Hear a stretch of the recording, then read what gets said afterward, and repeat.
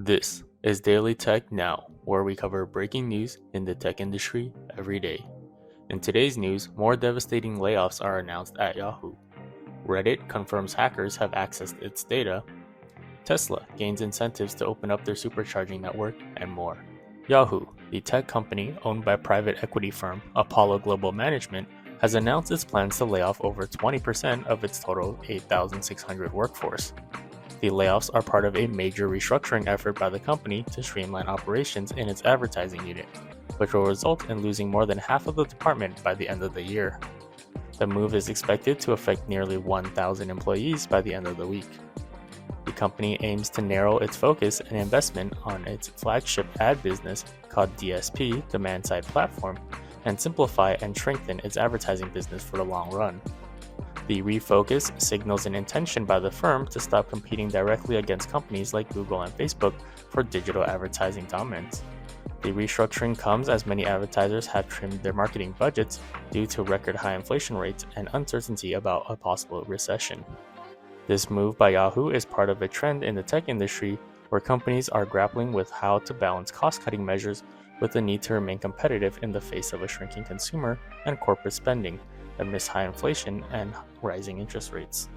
In other news, Reddit has confirmed that a highly targeted phishing attack on its employees led to hackers accessing internal documents and source code. On February 5th, the company became aware of an attack that used plausible-looking prompts to redirect employees to a fake Reddit intranet portal. The attackers successfully obtained an employee's credential, allowing them to access internal documents, source code, internal dashboards, and business systems.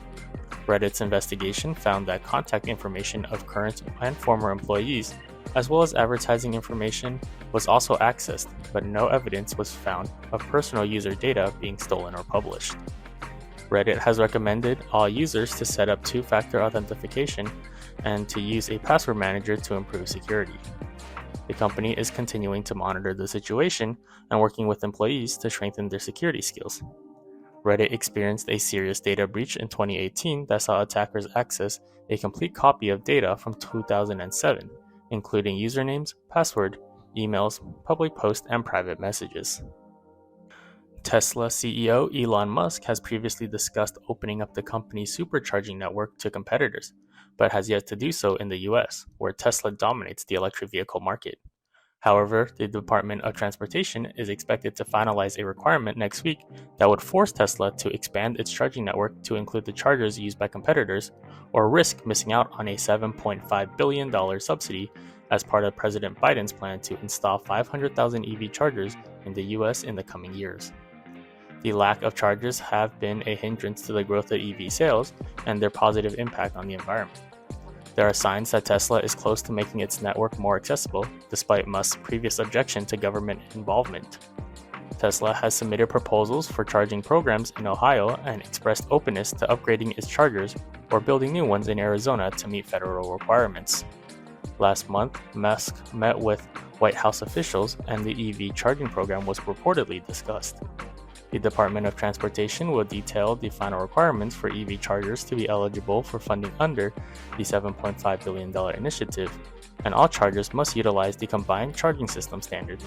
This is expected to trigger competition amongst companies like ChargePoint and EVgo. Tesla has also just suggested that its superchargers should be eligible for rebates if co-located with CCS chargers that work with competitors. Finally, SpaceX, the space exploration and transportation company founded by Elon Musk, has limited Ukraine's use of its satellite internet service Starlink for military purposes. The service was provided to Ukraine in the early stages of the war in order to ensure that people would have access to the internet. However, it was later reported that Ukraine has used the technology to control drones in the conflict, which violated the policies set by SpaceX. Gwen Shotwell, the president of SpaceX, confirmed that while the Ukrainian military was allowed to use Starlink for communication purposes, it was not meant to be used for offensive purposes. The company has taken steps to limit the ability of the Ukraine armed forces to use Starlink for offensive purposes. Starlink works by connecting to satellites in low Earth orbit and is being used as the connectivity backbone in Ukraine. But as the country is using it for military purposes, Elon Musk acknowledges that it is a damned if you do, damned if you don't situation. He also confirmed that the company is not allowing Starlink to be used for long-range drone strikes. This has been your daily tech news, and please subscribe and come back tomorrow for more.